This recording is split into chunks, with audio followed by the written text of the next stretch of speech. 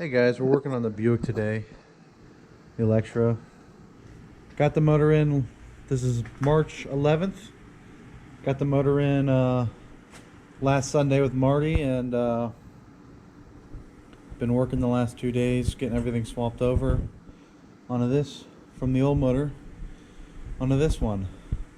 A couple of things I transferred was the water pump, because that was new, and the oil pressure sending unit, and I have the temp sending unit I need to move over, some things here and there. Spent some time working on the manifolds, getting the right bolts for them. Just went to Home Depot and got some and had to space a few out, but that worked out good. Kind of a pain getting the manifolds in there after you put the motor in, but I used this manifold is off of the Electra originally, and then the driver's side's off the Riv motor, because that's actually a better manifold than the factory Electra manifold, flow wise they say.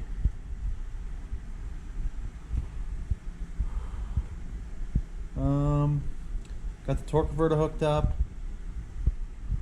Spent some time cleaning up the water pump and making sure everything underneath was good, like getting the new nuts in the back of the motor mounts, because the factory motor mounts, at least in my case, had nuts welded onto the motor mount, and this one, the new ones, didn't, so I had to go get nuts for that. And cleaned up some vacuum stuff. I accidentally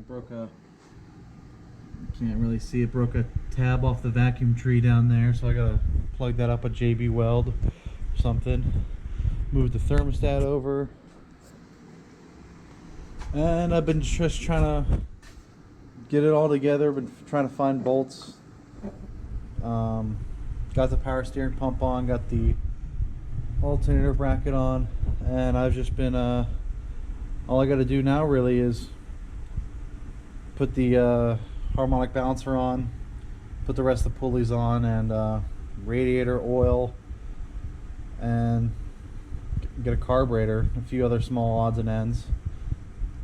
I am gonna run into a kind of micro problem, like not really anything that big a deal, but it's just gonna be different. On the factory Buick Electra intake, the heater core hose that came out of the intake was right here. Well, the Riv intake doesn't have that. It uses kind of like the Oldsmobiles, where they're in the back corner here.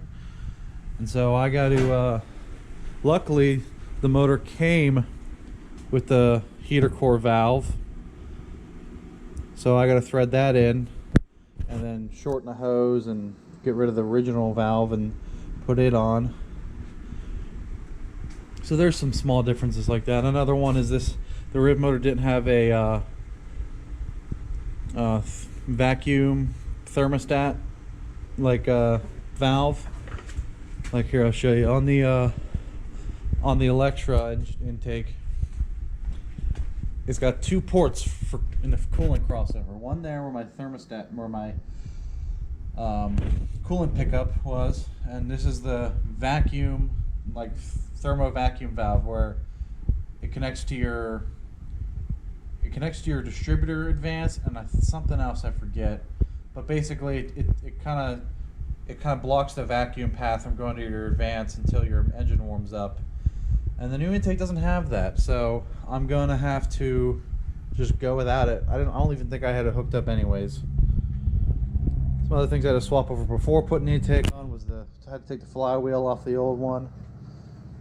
And luckily Buick drills their flywheels for both small block or not small block, but turbo 350 and turbo 400 bolt patterns, because the torque converter I ended up going with, and for the most part most stall converters for 400s are in the 350 bolt pattern, but that was fine because it had both holes.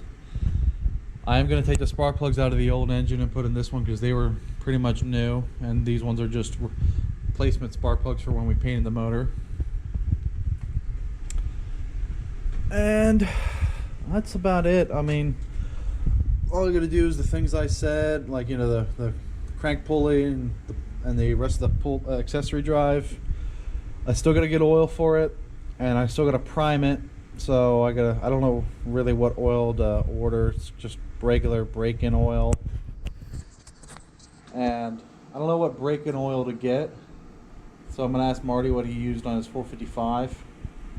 But I gotta put that in. Then I gotta prime the motor, and got to get the crank pulley on. I'm gonna have Bill help me do that because rope seals can be finicky and I don't want to mess it up. So I don't know. Bill said to lubricate it. I just want to make sure I'm doing it right. And then I can set it to top dead center and slide the distributor in. And I still need to get a carburetor for this.